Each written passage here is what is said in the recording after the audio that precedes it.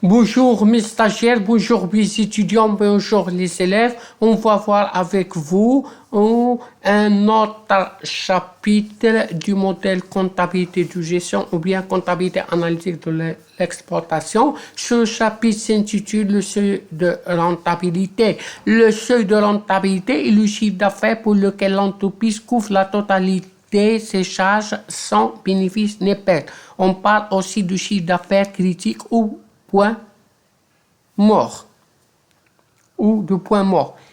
Il est atteint donc lorsque la masse sur le coût variable est égale aux charges fixes. Au seuil de rentabilité, on a la formule suivante: masse sur le coût variable est égale à coût fixe.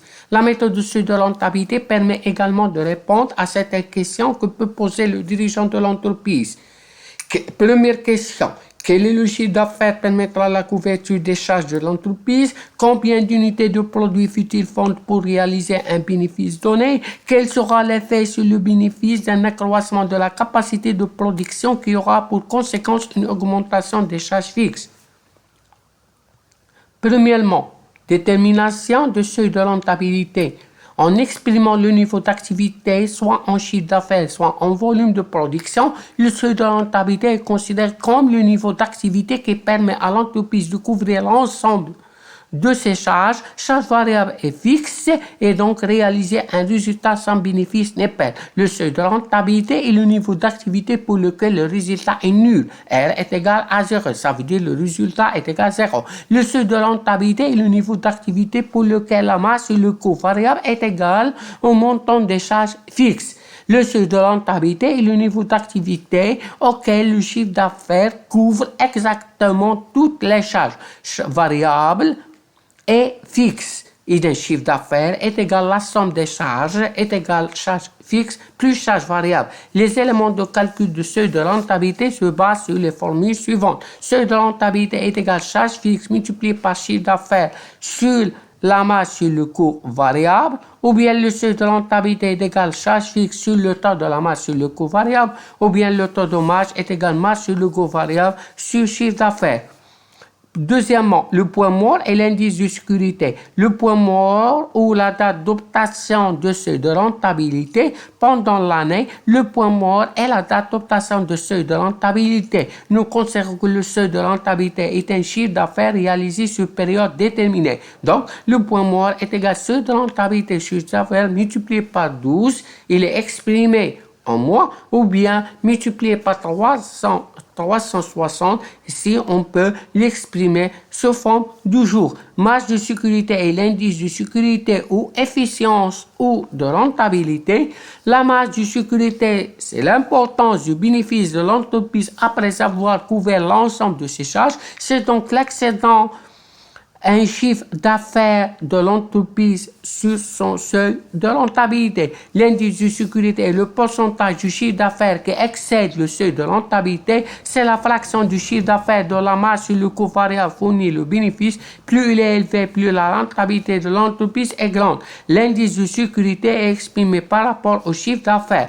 L'indice de sécurité est égal à chiffre d'affaires moins seuil de rentabilité sur chiffre d'affaires est égal à la marge de sécurité sur chiffre d'affaires multiplié par 100, puisque la marge de sécurité est égale à chiffre d'affaires moins seuil de rentabilité. La marge de sécurité indique combien de chiffre d'affaires peut baisser sans descendre au-dessus du seuil de rentabilité. Marge de sécurité est donc le chiffre d'affaires moins seuil de rentabilité. Indice de prélèvement est le pourcentage du chiffre d'affaires nécessaire pour couvrir une catégorie de charge du circuit. Il exprime par la formule indice de prélèvement est égal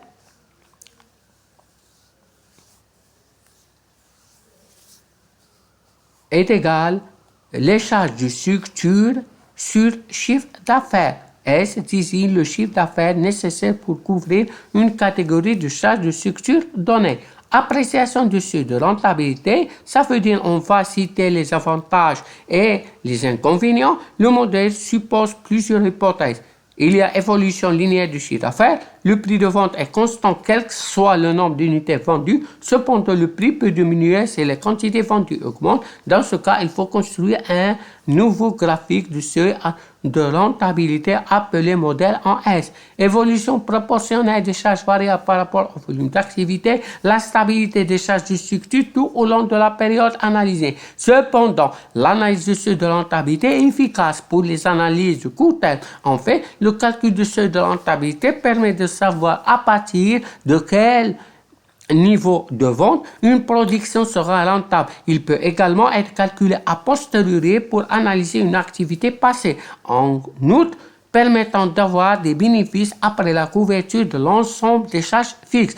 Pour le cas des entreprises à activité saisonnière, c'est-à-dire qui réalisent le chiffre d'affaires de façon irrégulière au cours de l'année, on peut ne pas tenir compte de l'hypothèse de régularité de l'activité pour calculer le seuil de rentabilité. Ces variations saisonnières en cours d'exercice n'ont pas d'incidence sur les conditions d'exploitation de l'entreprise et n'influencent donc pas la valeur du chiffre d'affaires critique, mais par contre, ils modifient la date à laquelle le seuil de rentabilité sera atteint. En outre, la méthode de seuil de rentabilité présente des difficultés pratiques dont on peut citer la première réside dans le chiffre d'affaires que le modèle considère comme représente le niveau d'activité, alors que ce dernier peut varier suite à une simple modification du prix sans qu'il y ait réellement variation de l'activité de l'entreprise. La deuxième est liée aux hypothèses de base de la méthode qui ne correspondent pas à la rentabilité, telles que par exemple l'hypothèse de linéaire de chiffre d'affaires, la proportionnalité des charges variables au volume d'activité. Une autre difficulté tient du fait que le seuil de rentabilité exclut les entreprises multiproduits qui en principe possèdent plusieurs taux de charge. De marge. Merci de votre attention. N'hésitez pas de poser les questions. N'hésitez pas d'envoyer vos questions, vos critiques dans le commentaire. N'hésitez pas d'abonner pour recevoir d'autres vidéos. Merci de votre attention une deuxième fois.